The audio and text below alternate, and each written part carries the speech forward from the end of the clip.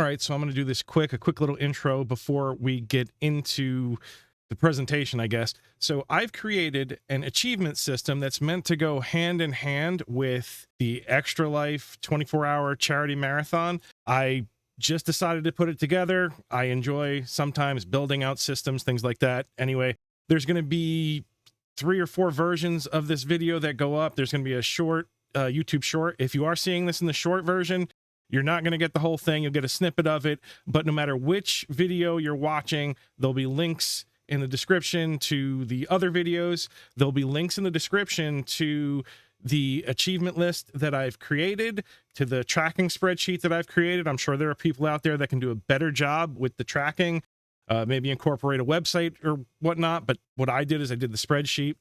Basically, I'm yeeting this out there for anybody that wants to use it. Take it, copy it, adjust it. You probably will need to adjust it because there are some achievements that would be related specifically to the event that I'm a part of, but do whatever you want with it. I don't know if this is a good idea. I don't know if people will want to use it, and that's perfectly fine, but I made it. I think I did most of the hard work, so you don't have to if you wanted to try and do something like this. And as far as the prize, the way I would implement it is I was going to give a custom poker chip that I had made over on chiplab.com. Not a sponsor, not anything like that. They're just reasonably priced and you could get smaller quantities. So I did a 25 chip test run and they look really good. I should have brought one to show you, but anyway, you could give out whatever prize you want if you're going to give out prizes for this. I don't want to take up too much time. There's an achievement system. I took all my notes, threw it into Notebook LM, which is made by Google, and it spit out a couple presentations. One quick short overview that's presented in a PowerPoint format. And then there's another longer deep dive that kind of takes on a podcast format. And they did a pretty good job of summing up the system I've created, how to use it and whatnot. And it saved me a lot of time. So that's what you're about to see. Anyway, feel free to let me know what you want to think in the comments. Like it if you like it. Go ahead and dislike it if you don't like it. Whatever. Here we go. Have you ever thought about what it takes to design a game that's played inside another game? Well, today we're tearing down a really complex achievement system, one that was built for a single intense 24-hour charity gaming marathon. Let's get into it and see what makes it tick. And this is what everyone's fighting for, a custom-made challenge chip. It's the grand prize for conquering the Achievement Hunter metagame. Think of it like a massive scavenger hunt that runs during the Extra Life 2025 charity stream. It's designed to turn a 24-hour marathon into something, well, something more. So what's the actual goal here? On the surface, it looks pretty straightforward. You've got one job: claim 52 achievements or rack up 150 points before that 24-hour clock runs out. Sounds simple, right? Well, not so fast. That's because players have to carve out their own path from a list of over 100 unique achievements. Yeah, this is not just some simple checklist. It's a huge strategic puzzle box, and every single choice you make really, really matters. Okay, so to really understand the deep strategies here, we got to go over the fundamentals first. I mean, how do you actually claim an achievement when you're in the middle of a crazy 24-hour marathon? Let's break down the basic mechanics. Everything gets logged through Discord, but the kind of proof you need changes. You've got honor-based claims, some that need a picture, others a link, or even a short written log. But that fifth one, the combo, that's the one you want to pay attention to. That's where the real game starts. The combo system is basically the engine that drives this whole thing. It's all about efficiency. You do one activity, let's say you play a multiplayer VR game for an hour, and you could potentially claim 3 achievements all at once for it. But here's the kicker. You can only submit one combo every hour, so you have to make every single one of them count. The whole system is built on what the designers call 4 distinct pillars or categories. The best way to think about them is like different playstyles or different paths a player can take on their 24-hour journey. Let's do a quick tour. So the first pillar proves that this game starts way before the marathon clock even begins to tick. It's all about rewarding you for preparing, for building up the community, and of course, for focusing on the whole point of the event, fundraising. And the variety here is really cool. You can get points for listening to audiobooks with Lore Grinder or for watching gaming documentaries for The Wizard. Now, see that one on the bottom right, Chrononaut's Compass? Tuck that one away in the back of your mind. We are definitely coming back to it. Pillar 2 is all about the cold, hard reality of a 24-hour event, survival.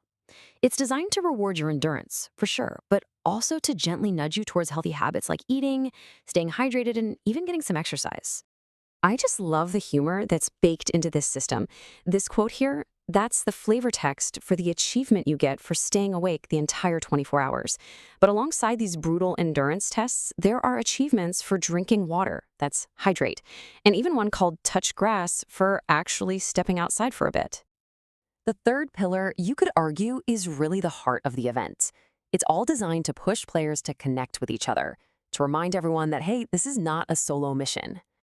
Here, you get achievements for playing with someone in the same room, for donating to another player, or just for being a good teammate. But then there's Wheaton's Wager, an achievement that lets you steal from another player. Or does it? Keep that one in mind too. And finally, we get to the largest category by far, the gaming challenges. This pillar is all about what you're playing. It rewards you for variety in genre, platform, and playstyle. This is the main fuel for that combo system we were just talking about. So you can earn points for playing board games, classic retro titles, or even for trying a game on its hardest difficulty setting. And hidden away in this list is one called Limit Break. And let's just say the name itself gives you a little hint about its power to bend the rules. Okay, so we've covered the basics, but here's the thing about this system. It wasn't just designed to be a checklist. It was designed to be solved, like a puzzle. Buried deep inside the rules are these powerful, hidden mechanics that reward the players who are willing to look a little deeper. This is where the real hunt begins. Remember Wheaton's Wager? That achievement that lets you challenge a teammate and literally steal one of their claimed achievements? On the surface, it seems like a purely aggressive, kind of mean move, right? But is that its real purpose? Okay, this part is brilliant. So if a player accidentally falls asleep, they automatically get the AFK achievement, which actually locks them out of all the really valuable endurance awards for the rest of the event. But a teammate can use Wheaton's Wager to steal that AFK achievement from them. It's not an attack, it's a revive. It instantly makes the sleepy player eligible again for all the endurance milestones they missed. It's a rescue mission disguised as an attack. And the designers left a massive clue hiding in plain sight. The flavor text for this achievement is, and I quote, "You don't have to be a jerk." It's basically screaming at you that its most powerful use is to help someone, not hurt them. But the hidden mechanics don't stop there. Oh no. The most skilled hunters can figure out a way to stack achievements to get a massive head start, claiming 5 achievements at once before the marathon even officially kicks off. It all starts with that achievement I told you to remember. Chrononaut's Compass from Pillar 1. This is a meta achievement that lets you claim one game day achievement before game day, basically letting you break the normal flow of time. So, what do you do with this power? Well, the 200 IQ move is to use it to claim Limit Break. Remember that one? It's a special ability that lets you break a global rule, allowing you to include more than 3 achievements in a single combo. So with Limit Break activated early before the game even starts, your one pre-game action can now be stacked with 3 more game day achievements for a grand total of 5 achievements claimed in a single go. It's a really complex, not at all obvious move that completely changes how a player has to strategize for the entire 24-hour event. So you might be asking yourself, why go through all this trouble to build such a complicated system? Well, the creator's design notes reveal that the points and the prize, they're actually secondary. The real goal was something much, much bigger. It turns out every photo submitted is proof, every written log about why someone is participating, every link to a shared moment on stream, it all gets collected into a kind of collective digital scrapbook. The claim system isn't just for points, it's designed to generate a permanent, shared memory of the event for the entire community to look back on. And really, this whole system leaves us with a pretty fascinating question in game design. It masterfully balances these mechanics that tempt players to be ruthless with these hidden pathways that actually reward teamwork and selflessness. It's a great reminder that the best games aren't always just about winning, but about the stories we all create together along the way. Welcome to the deep dive. We sift through complex stuff, pull out the essentials, and, well, give you the concentrated knowledge. Today, we're really diving into something unique, the Achievement Hunter system. It's this huge meta game built for the Extra Life 2025 charity marathon. Yeah, it really is like a marathon within the marathon, isn't it? You're doing the 24-hour gaming, raising money, which is amazing, but this add this whole other layer, turns it into a giant scavenger hunt. Super cooperative, but also like deeply strategic. It's not just about who stays awake the longest anymore. Right, it's about playing smart. And the prize for playing smart is pretty cool, actually. We're talking a custom challenge chip, like a poker chip, but, specially designed with this armored figure, the 2025 logo. It's a physical thing. And to get that chip, you, the hunter, got to hit one of two targets. You either claim 52 achievements total, there's just over 100 on the list, or the other path is racking up 150 points. These achievements have different point values across 4 main categories. What I find really interesting is the thinking behind it. It's not just rewarding, like you said, sitting there gaming for 24 hours straight. Exactly. It's set up to reward everything that goes into the event. Your prep beforehand, how you look after yourself during, the fundraising, engaging with the team. It's holistic. So everyone gets a fair shot, basically, not just the pro gamers. Precisely. It levels the playing field. Okay, let's get into the nuts and bolts then. How does it actually work? Like, how do you prove you did whatever the achievement is? Right, the proof. It all runs through Discord, and they've got 5 main ways you submit a claim. They call them claim types. Yep, types, okay. Yeah. Okay, so let's start with the easy ones, the low-friction claims. First up is honor. These are basically trust-based. Like Ready Player One, that's just for signing up for the event. You just log it in the honor claims channel, and, well, they take your word for it. Okay, simple enough. Then there are log claims. These need a little written entry. Maybe like love drop. You have to log that you told 5 different people you love them for 2 points. They're literally making you prove basic human connection. Huh. Okay, that's kind of funny. Forces a moment of reflection, maybe.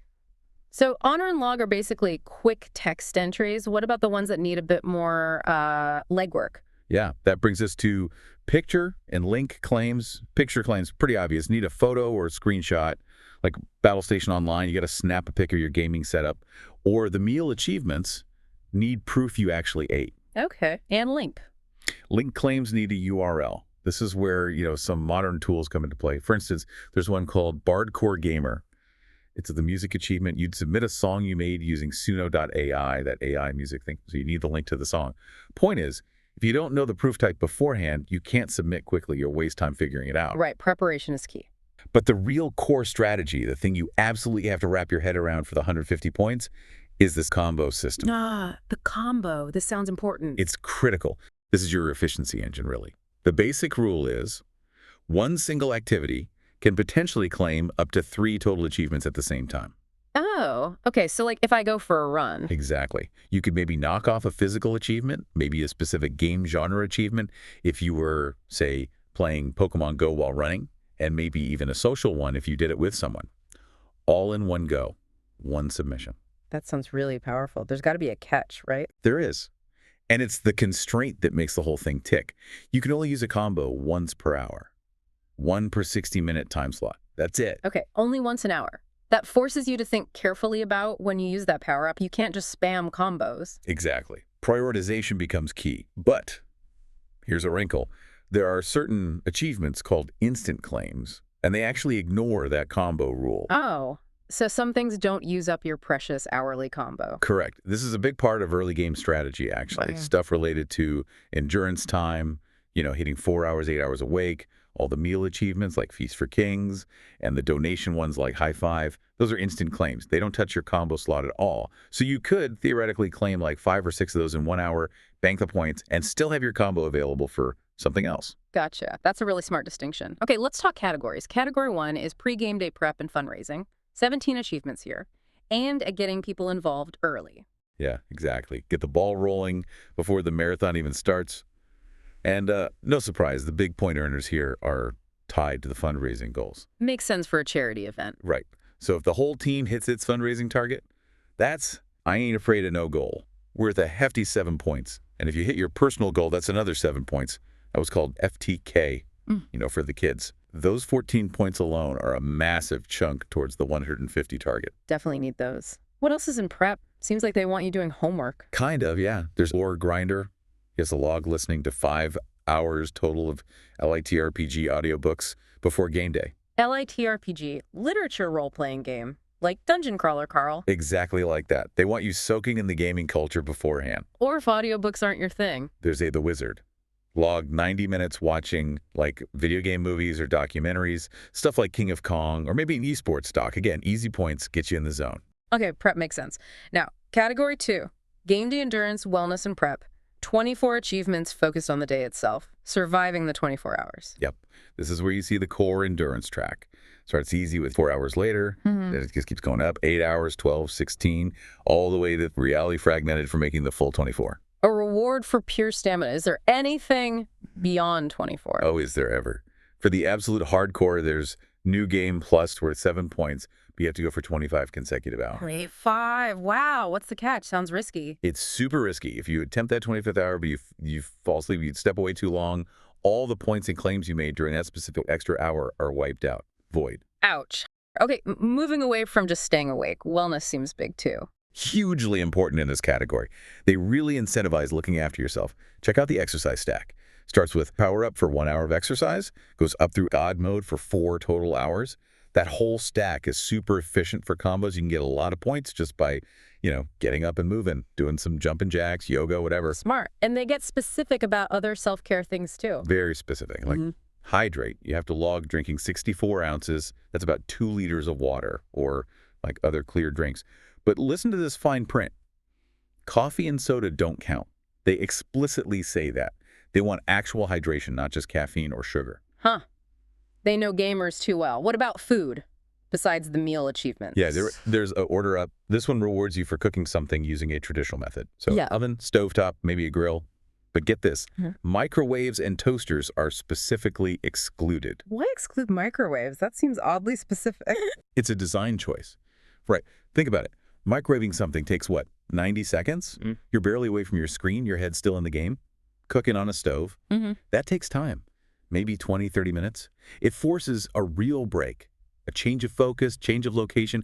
It's basically mandatory self-care disguised as points. That's actually brilliant. And it leads nicely into category 3, doesn't it? The social and community meta achievements. Because forcing breaks reminds you it's a team thing. Exactly. This category, with 19 achievements, is all about interaction, driving that team cohesion, sometimes in slightly conflicting ways. How so? Well, you've got straightforward cooperation like couch co-op if you're playing locally with someone, but then you contrast that with a greetings program, which rewards playing online with at least 3 people who are all in different states. It pushes for that wider team connection. Okay, connecting people, what about sharing? Yep. The transfer achievements are here. You can be purely helpful with Angel Investor. Yeah. You literally just give one of your claimed achievements to someone else. Okay, pure altruism. Or, I got you, bro. You keep your achievement, but you duplicate it for a teammate. Usually worth about 2 points. Very collaborative. Sounds good. Ah, right. Because then they throw in every man for himself. For 3 points notice, more points than the helpful duplicate you can duplicate someone else's achievement and take it for yourself. Wait, hang on. You take it from them? Or just copy it? The description says duplicate and take. Ah, good catch. Let me recheck the source. Okay, it says duplicate and take, but maybe take here means take a copy for yourself. The phrasing is slightly ambiguous, but the intent seems to be about gaining points selfishly. The key is it pays more than the helpful duplicate. Why reward the selfish play more? That's the question. Why incentivize being, well, a bit of a jerk in a charity event? That's the genius of the design tension, I think. Paying that 1 extra point. It tests you. Are you purely about maximizing your own score, even if it feels less collaborative? Or do you stick to the purely helpful actions? It's a deliberate choice they force on you. A moral dilemma for points. Okay, speaking of maximizing points, let's talk serious strategy. The docs apparently hint at a way to really game the system early on. A big stack. Oh, yeah. There's a documented way, if you're clever, to kind of bypass that 1 combo per hour limit right at the start. A power move. How does that work? Exploit the system for 5 claims at once. Tell us. Okay. It involves 2 specific meta achievements. First, there's Chrononauts Compass. It's worth 5 points. And its power is it lets you claim 1 game day achievement before game day officially starts, or maybe very early on. So you use your Chrononauts Compass. And the achievement you choose to claim early, it has to be Limit Break. Limit break. Okay, what does that do? It's worth 4 points. Its text is crucial. It says something like, this claim supersedes the standard 3 achievement combo limit for this submission only. Ah. So limit break breaks the combo limit rule. Exactly. So you make 1 submission. In that submission, you're claiming Chrononauts Compass by using it to claim Limit Break.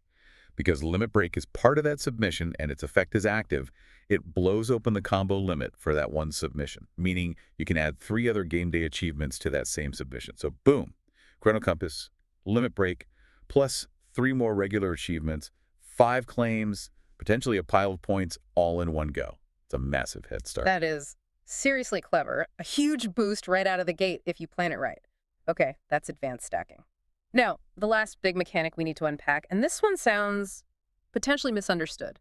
The true purpose of Wheaton's Wager. Right, Wheaton's Wager. On the surface, it looks like the most aggressive achievement. It's 4 points.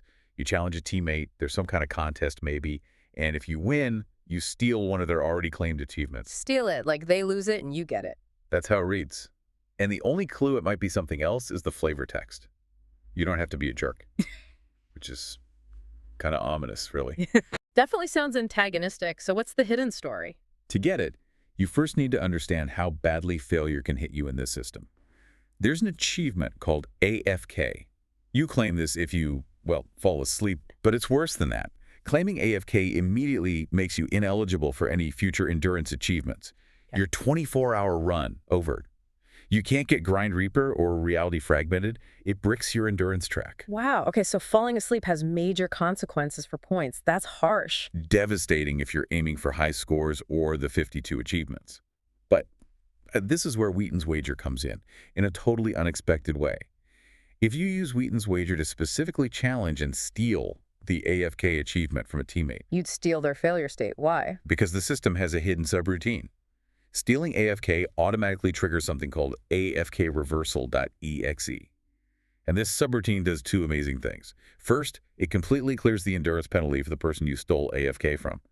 They're suddenly eligible for endurance achievements again. No way. It unbricks their run. It totally unbricks their run. But wait, there's more. The subroutine also instantly grants them all the endurance achievements they missed while they were AFK'd, right up to the current hour. So if they fell asleep at hour 16 and you rescue them at hour 20 by stealing their AFK, they instantly get the 18-hour and 20-hour endurance claims. Exactly. They get caught up instantly, and they can now go on to finish the full 24 hours and claim Reality Fragmented. It's a full resurrection mechanic. That transforms Wheaton's Wager completely. It goes from looking like the meanest achievement to potentially the most helpful, selfless, team-saving move you can make. Precisely. It's this incredible piece of cooperative design hidden behind the most aggressive possible description. Pure genius. Wow. Okay, so let's wrap this deep dive up. The Achievement Hunter system. It's clearly way more than just a checklist. Oh, absolutely. It's this really intricate engine designed to keep people engaged. It's like a solvable puzzle, a scavenger hunt, but it also pushes you towards, having fun, staying healthy, and actually connecting with your team. And it really encourages playing different things too, right? Not just grinding one game. Definitely. Category 4, which we barely touched on, is the biggest 38 achievements. It rewards everything. Analog board games, grand strategy games, getting a flawless victory in a fighting game. It forces variety, keeps things fresh for 24 hours. So you get the cool chip if you win. Yeah. But there's something else the system is doing almost in the background, with all the logs and photos you submit. Yes. This is another really thoughtful part. All those required submissions. The pictures for tourists, the written reflections for end of line, they serve a crucial secondary purpose. They automatically create a digital scrapbook for the team. The very act of claiming achievements builds this archive of the event. All the shared moments, the funny stories, the struggles. Yeah. It gets preserved because the system requires you to document it. The process is the archive. That's incredibly smart. It really is. So it leaves us, and you listening, with this final thought to chew on. This system clearly gives you points for being ruthlessly efficient, that limit break stack, maybe even the slightly selfish everyman for himself. But it also has these deep, complex ways to support your team, like the hidden rescue in Wheaton's Wager. Knowing all this, if you were chasing that 150 points, how would you play it? Would you go for pure, cutthroat efficiency? Or would you lean into the collaboration, even if it costs you a few points here and there, especially when that slightly selfish move looks so tempting on paper?